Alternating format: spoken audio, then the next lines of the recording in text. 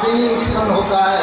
हमारे आपके बीच में जो धड़कता है दिल, जो हृदय धड़कता है, जिसमें कंपन होता है, जिसको प्राण का कोष कहते हैं, वह प्राण का कोष हमारे शरीर के बाएं भाग में ही है। उस बाएं भाग से भगवान शिव अपनी परम्बा सृष्टि प्रकृति को उत्पन्न किए और सृष्टि के पालन करने के निमित्त, सृष्टि के आगे बढ़ाने के निमित्त भगवान विष्णु का उन्होंने श्री गणेश किया उत्पन्न।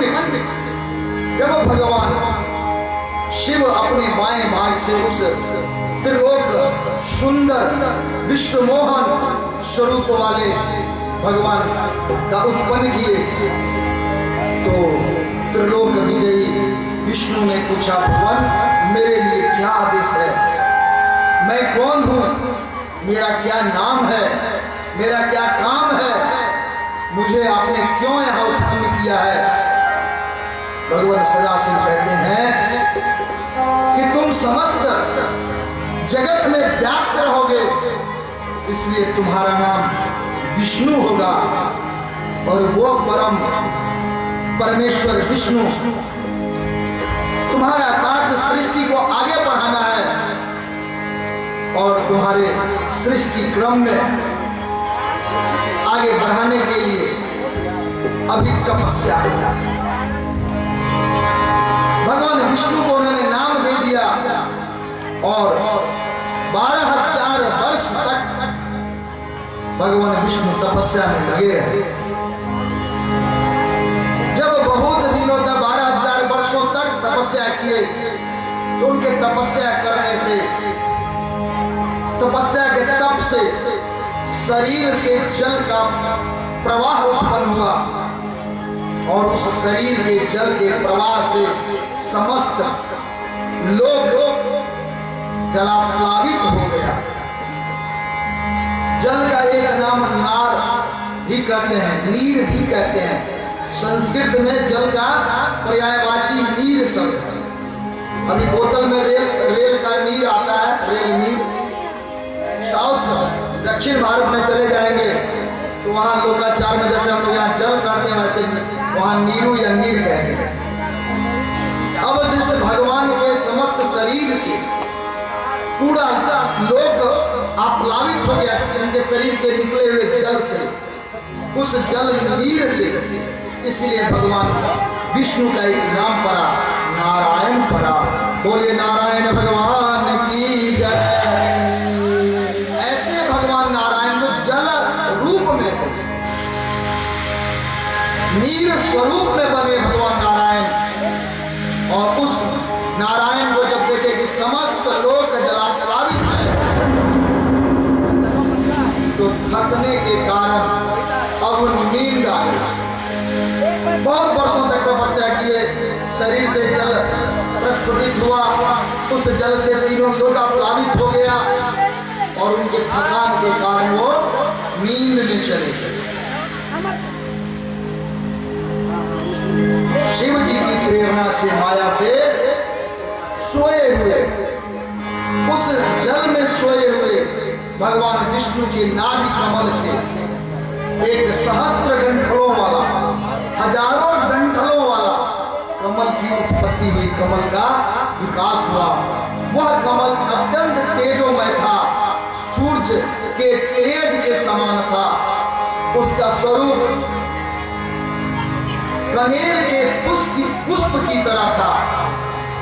जिस प्रकार पीला कनेर का रंग होता है, उस पीले कनेर से उद्भाषित वह कमल पुष्प का प्रादुर्भाव हुआ और उस पर ब्रह्मा जी का जन्म कह सकते हैं, उस पर ब्रह्मा जी का आविर्भाव हुआ। ब्रह्मा जी का जब आविर्भाव हुआ तो उन्होंने चारों ओर देखा तो सिर्फ जल ही जल दिखाई दिया और उस जल ही जल, उनको चेतना नहीं थी मैं कौन हूं, कहां से आया हूं, क्या करना है, कहां जाना है, कौन मेरे पिता है, मेरा आविर्भाव कैसे हुआ, इसका ज्ञान नहीं था। पुनः जब देखे कि मैं उस कमल पर हूं, तो कमल के अंदर ढूंढने के लिए कि मैं इस कमल की उत्पत्ति कहां से हुई है, ब्रह्मा जी उस कमल के नाल में प्रवेश कर गए और ढूंढने लगे कि उसकी जड़ कहाँ है, मूल कहाँ है, जहां से यह कमल की उत्पत्ति हुई है। हजारों वर्षों तक उस कमल नाल में भ्रमण करते रहे ब्रह्मा जी। एक दो दिन नहीं, वर्ष तक नहीं, हजारों वर्षों तक जब भ्रमण करते रहे और उनको कुछ पता नहीं लगा, तब आकाशवाणी के दो शब्द उनको मिला, एक था ट और दूसरा था प। दोनों शब्द मिला ट और प, वह तप मिलाकर बनता है तप। तप ब्रह्मा जी को लगा कि अभी मेरा तपस्या पूर्ण नहीं हुआ है और मुझे जो प्रेरणा हो रही है उस प्रेरणा में मुझे तपस्या करने की आवश्यकता है। ब्रह्मा जी पुनः तपस्या करने लगे और जब पुनः तपस्या में बैठे, कई हजार वर्ष तपस्या करने के बाद उनको चेतना लौटी और तब उन्होंने देखा कि जिस कमल पर हम विराजमान है उस कमल का एक छोर, एक भाग, एक उसका मूल भगवान विष्णु के नाभि कमल से उत्पन्न हुआ है। श्रोताओं, मैं आपको स्पष्ट रूप से ये बताना चाहता हूं, कथा हर पुराण के अलग अलग हैं। कल्प भेद से एक पुराण में भी दो प्रकार की कथाएं मिलती है। प्रत्येक कल्पों में अलग अलग कथाएं हैं। शिव पुराण की कथा और भागवत पुराण या हरिवंश पुराण या देवी भागवत पुराण, थोड़े बहुत सब में भिन्नता है। तो इस कथा में, शिव पुराण में इस कथा में थोड़ी सी भिन्नता है और इस कथा के, शिव पुराण के अनुसार ब्रह्मा जी को जब विष्णु से साक्षात्कार हुआ तो दोनों में बातचीत हुई। आप कौन हैं? उन्होंने कहा कि मेरा नाम विष्णु है, मैं पर ब्रह्म शिव के द्वारा उत्पन्न किया गया हूं और मेरा नाम विष्णु होने के कारण तपस्या के बाद यह जल प्लावक में मुझे शयन कर रहे थे। ब्रह्मा जी ने कहा मुझे तप तप जो दो शब्द मिले, दो अक्षर मिले थे, मैं तपस्या किया और उसके बाद आपका स्वरूप दिखाई दिया। वो जो स्वरूप था भगवान विष्णु का, उसी का एक श्लोक है, करारविंदेन पदारविंदम मुखारविंदेन, करारविंदेन मुखारविंदम पदारविंदेन विनिवेशयन्तम पटस्य पत्रस्य पुटे शयानम बालम कुंदम मनसा स्मरामि। भगवान विष्णु भी उस समय बड़े छोटे से थे, इतने छोटे थे कि बरगद के पत्ते पर जैसे लग रहा था कि छोटा सा बच्चा तैर रहा है। उसका एक हाथ मुख में था, एक पांव मुख में था और ऐसे जो अद्भुत भगवान विष्णु के तेज सदृश भगवान विष्णु से समुद्र में, उस जल में तैर रहे थे, वैसे भगवान विष्णु को देख करके ब्रह्मा जी स्तुति किए। बातचीत हुई और बातचीत हुई तो हुआ कि दोनों आदमी ऊपर आए और तभी उनके बीच में जो कथा एक चर्चा हो चुकी है, ज्योतिर्लिंग प्रकट हुआ और ज्योतिर्लिंग प्रकट के उत्तर भाग में भगवान विष्णु, दक्षिण भाग में नारायण ब्रह्मा, और उसका आदि और अंत नहीं प्राप्त कर सके। भगवान शंकर वहां आकर के विष्णु को भी दीक्षा देते हैं, कहते हैं कि यह मेरा ज्योतिर्लिंग है और आप मेरे ही माया से मोहित हो रहे हैं।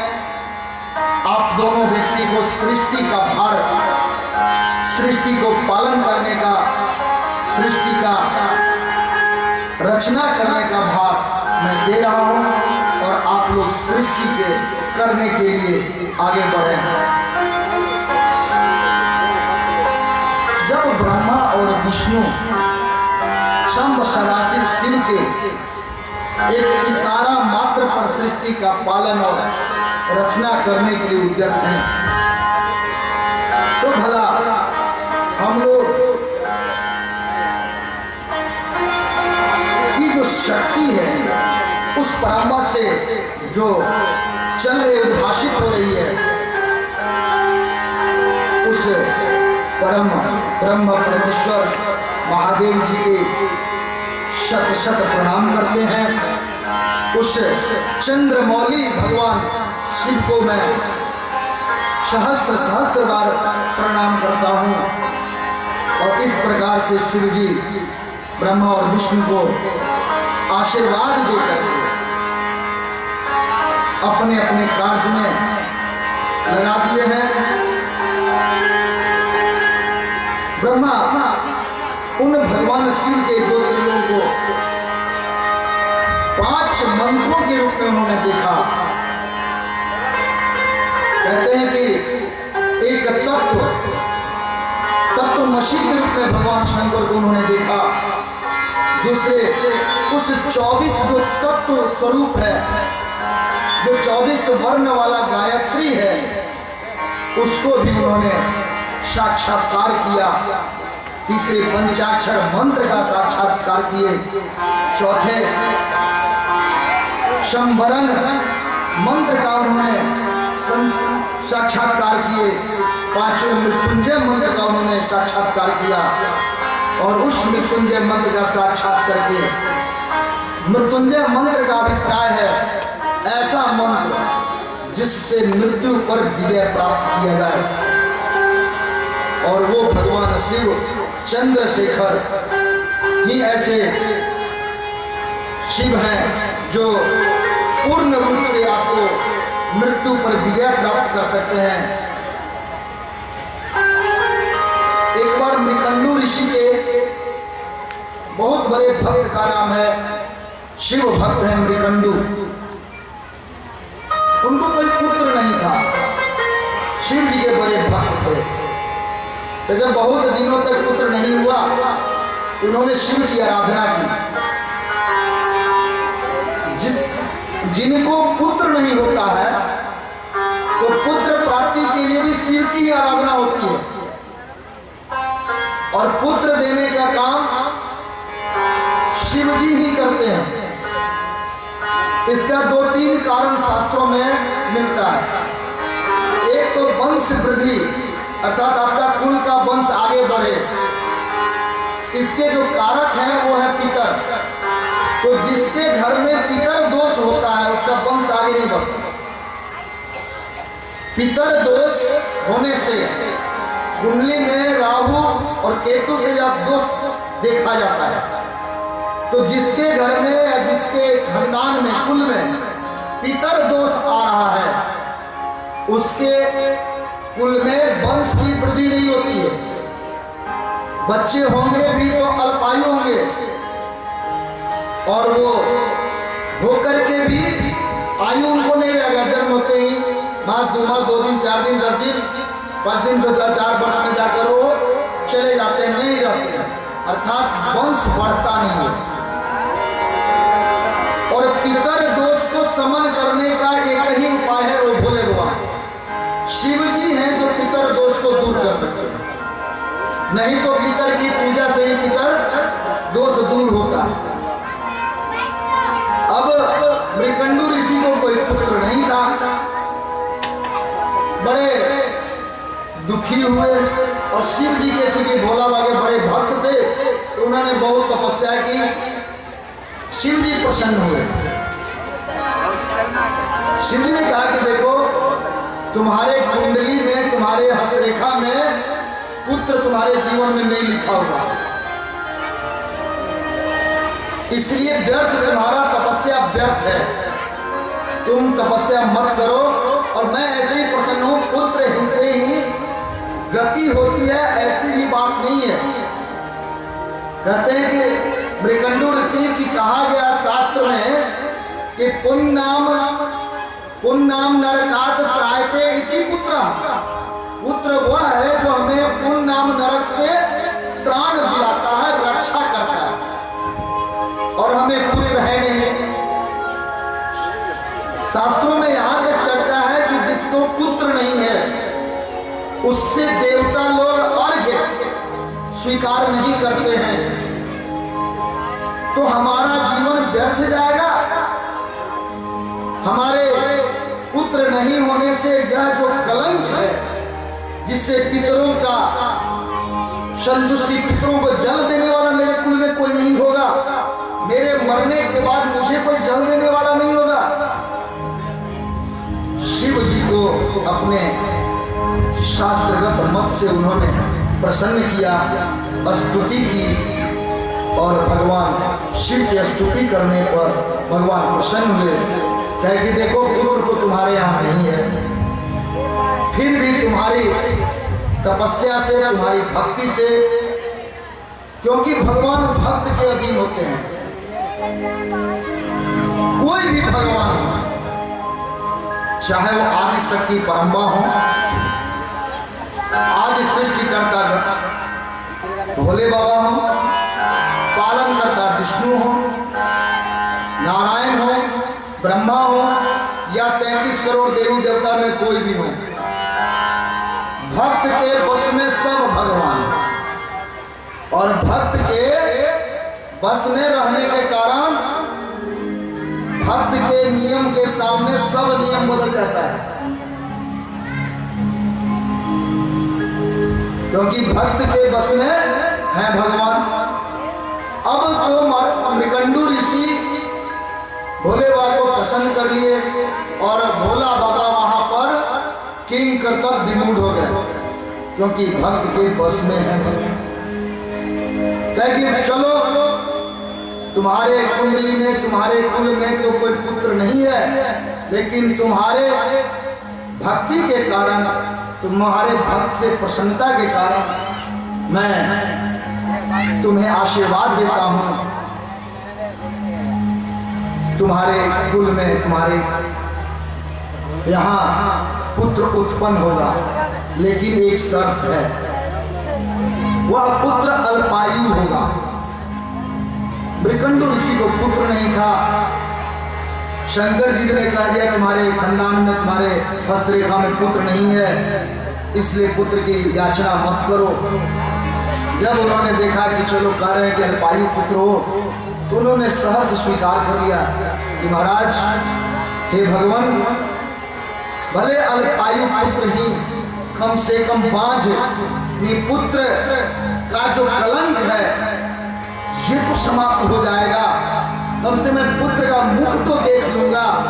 अभी जो देवता हमारे अर्घ्य स्वीकार नहीं कर रहे हैं निपुत्र होने के कारण, ऐसा तो समाप्त हो जाएगा। शिव जी ने आशीर्वाद देते हुए कहा कि अल्पायु तुम्हें पुत्र होगा, और वह अल्पायु पुत्र का आशीर्वाद लेकर के मृकंडू ऋषि अपने तपस्थली में आ गए, और कुछ ही समय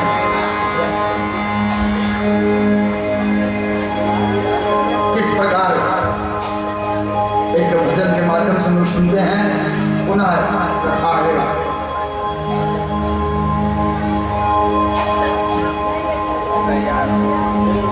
बाबा हमारे बहुत दयालु हैं, मांगने की देर है, क्या नहीं देते।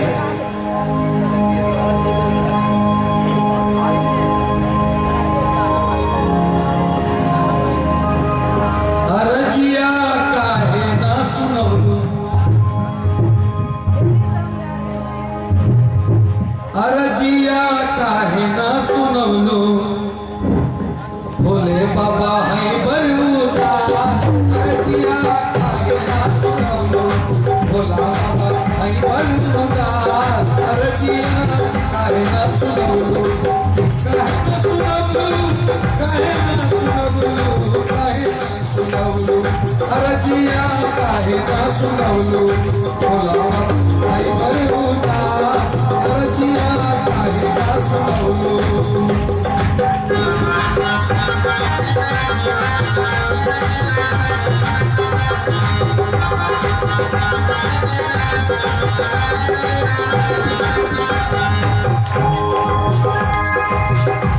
बरस जबलू